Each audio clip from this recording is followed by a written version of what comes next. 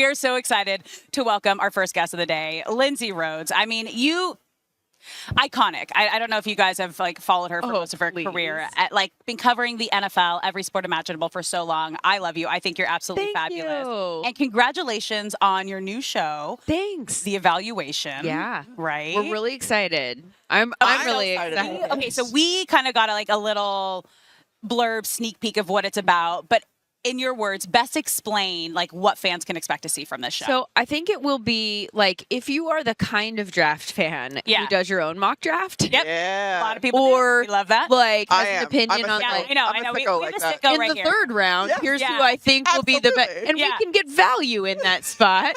Then this is the show for you. Okay. It's the draft show that kind of goes into all of the positional value and opportunity cost with also the evaluations attached. The thing that I think makes it so cool and made it so cool to participate in for me is that we have a bunch of scouts and former general managers and personnel directors and stuff like that are part of our staff at Sumer. Incredible. And they have been trained their whole lives to not tell you anything, right?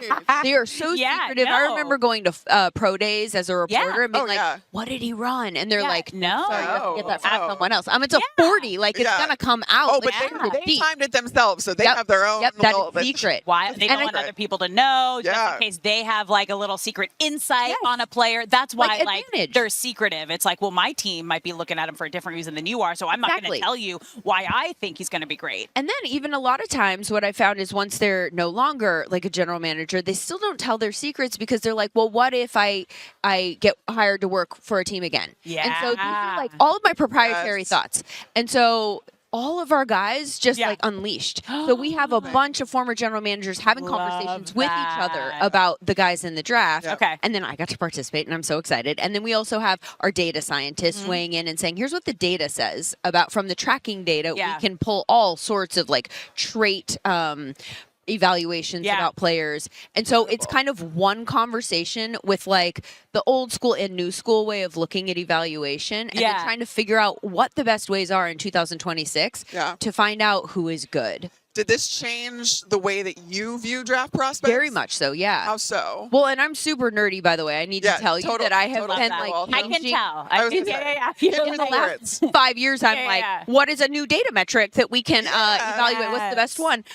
What I thought was so cool was some of the things that they talked about that they see as evaluators. There was a story in the defensive backs episode where one of the scouts talked about counting steps as a defensive back as you're going along with the wide receiver. Yeah.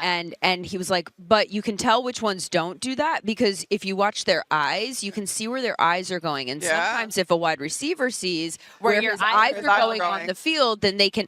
And so I was you're looking at their eyes when they're running routes. Similar in soccer when you have a PK, it's where are they looking? You can't give anything away, any little insight away. I'll never forget learning that either and especially when it comes to quarterbacking where you are looking off a safety or because defensive backs are trained to look at quarterbacks' eyes, but now you're right, it's gone down the line of position groups, and that's the type of detail that guys are evaluating when they're trying to determine who is going to be. And we have so many data points now that are new, just the tracking data, and we can find different things. And I ended up doing a deep dive on a bunch of different positions, one of the things is offensive tackle, and we kind of were able Girl after my own heart to glean how many offensive tackles are actually good in the NFL. We found that the number's 15 on average a year. Excuse me? 15. That does not surprise me. There are 64 starting offensive tackles in the NFL. Insane. So that explains the Chargers this year.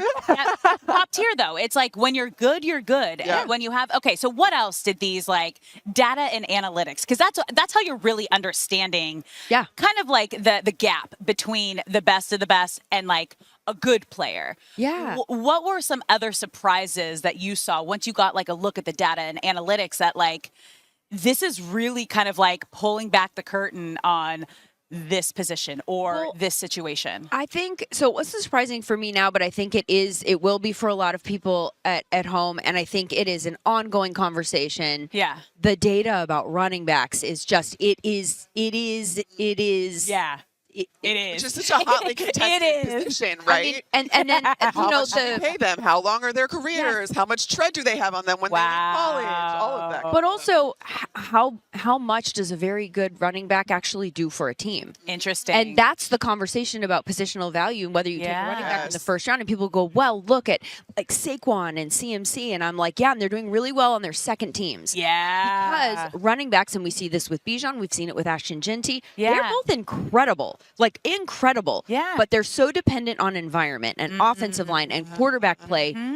They can't tilt losses to wins. No. They just can't. So from a roster building standpoint, you plug that running back in when you are ready to go from very good to great. If you're ready to make a Super Bowl run, like the Eagles last year, everyone was like, see Saquon, he just put that running back conversation to bed. And I was like, he literally made the point. Right. Yeah. He made the point. He had protection. Yeah. He had a great quarterback and he had protection, which is like the number one thing. Yeah. That's really, so it's essentially EPA for running. It's like rushing EPA and running back EPA that actually adds to the team success. Well, it's interesting because EPA is my favorite stat in the whole wide world. And this is just for people who don't know it, explain it. Okay, so it's expected points added, and it is a convoluted thing. I'm just going to tell you to trust me and every person who has ever dug into the data. Yeah. Right? Like, it will tell, it takes into account, like, the average of field position and situation in terms of, like, if you're in 3rd and 7, or what distance, how many yards do you need for the play to be stuff like that, an impactful play. Yeah. And it takes into consideration, honestly, things like this is one of the yards issues. Like, if you're a running back and it is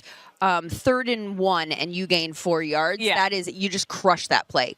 If it's 3rd and 10 and you gain 4 yards, you failed. Same for a quarterback, right? Right. Like, so every situation calls for a different output. And so you're measuring efficiency of your offense. And so that's why we like EPA, because it takes into account the situation. It has context added to the yards. Love that. Stat. Yeah, because so that matters. That matters when the game's on the line or...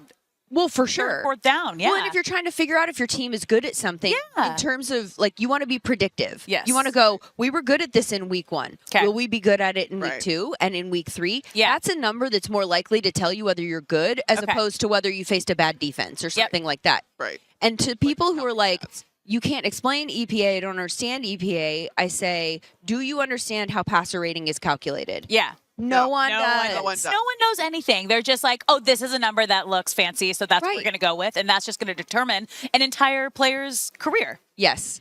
But why? So you were the but why.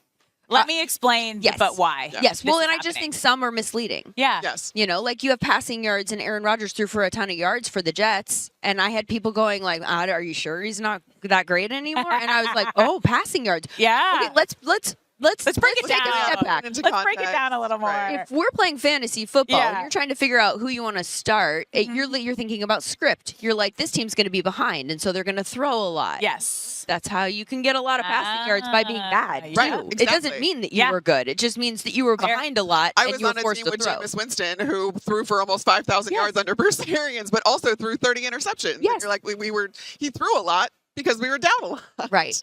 It's a number, and it is a number, and it did tell you that you passed a lot of yards. It doesn't tell you whether you're good, and that's what EPA is good for. Yes, and it sounds like these running back metrics or these player metrics that you guys are dealing with are isolating whether that player is in fact good or important to team success. But what, and now I'm just going to make my argument work. Let's go. EPA is a good team stat. EPA doesn't tell you about running backs. Stat, right. Because it'll tell you about quarterbacks because everything kind of runs through the quarterback, right? Yep. So, like, it's good to use for quarterbacks, but if you use it for a running back, what it's really telling you is what the offense is, yes. The rushing. And so you'll see a lot of volatility in terms of Yes. EPA per rush for different running backs, and it's just reflective of their environment. Yeah. So things like yards after contact, things that you can look for and say, like, that's them. That's them breaking a tackle and picking up yards after the defense is already on them.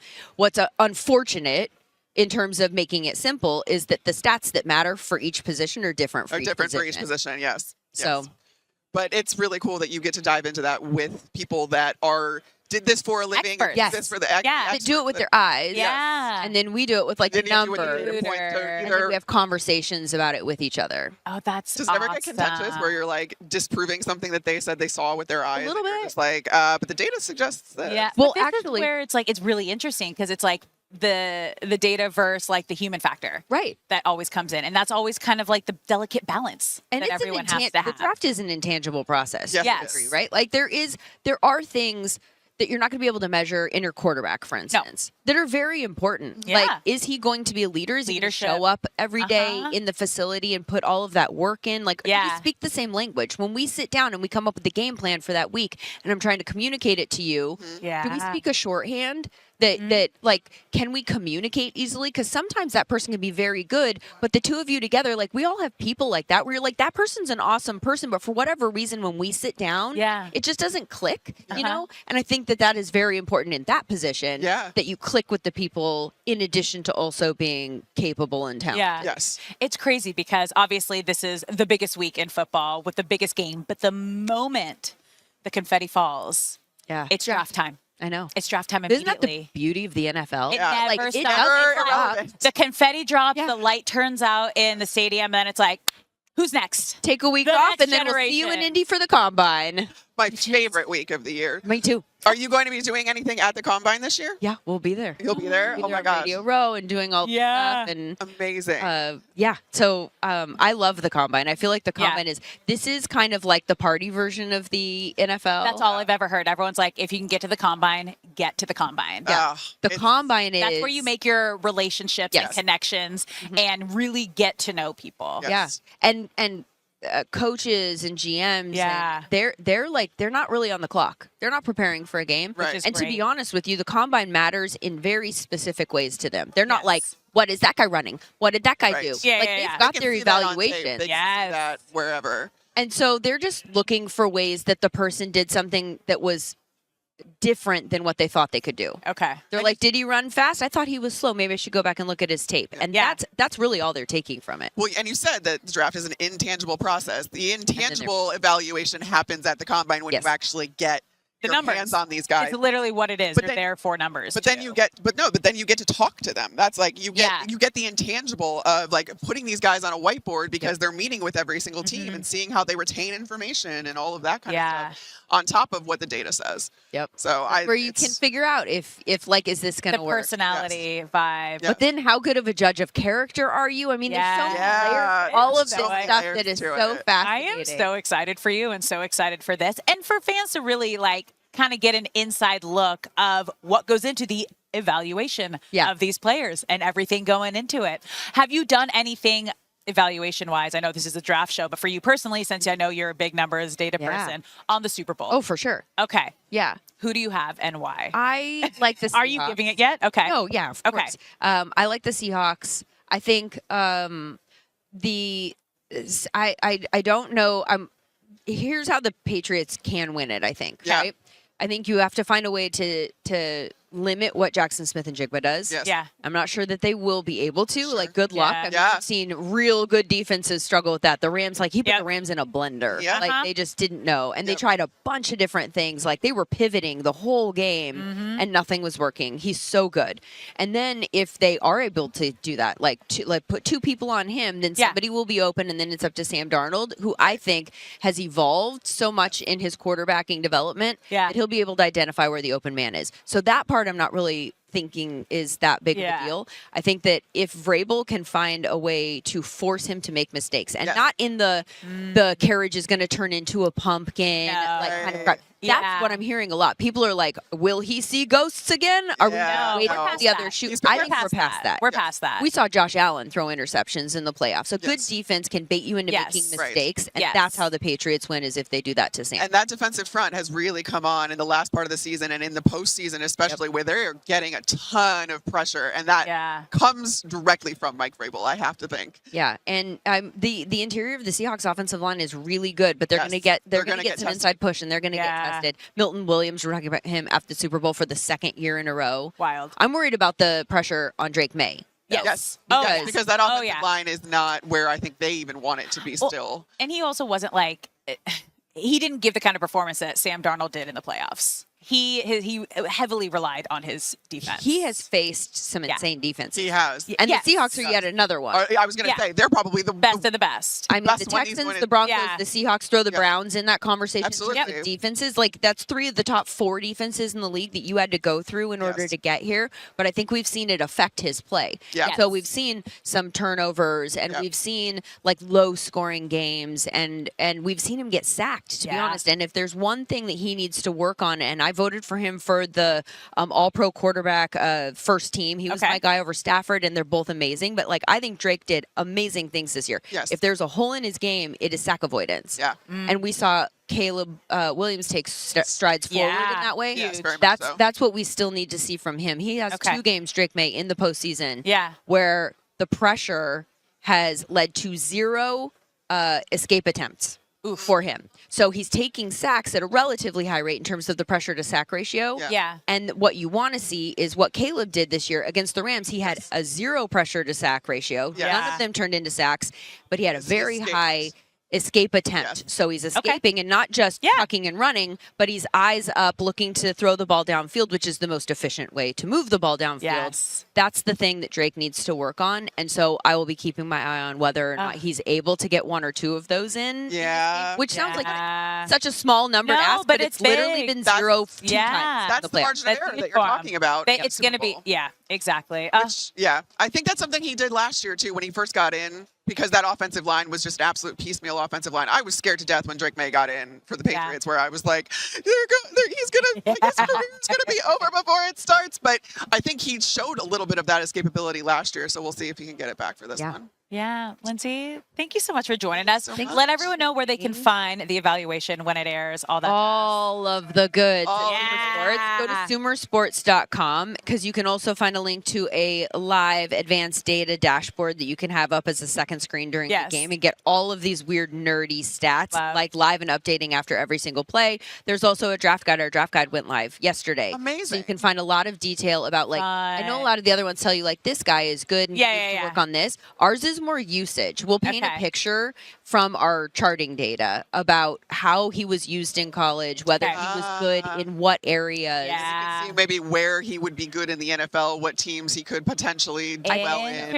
I think it's a really interesting supplemental draft guide to put with like the beast from the Athletic. That'll tell you about the player, like whether they're good or not good. And then you go, Carnell Tate run a ton of go routes. Yeah. And so you're like looking at, we have like a route tree chart about how many times or what percentage of their routes were each route. And what depth they're actually thrown to. Oh, it's deep. So, so that's all at sumersports.com, and that's SUMER. Love it. Lindsay, thank you. You got 2 subscribers right here. This is awesome. Thank you so much for coming on. Thank you for having me, guys. I love that.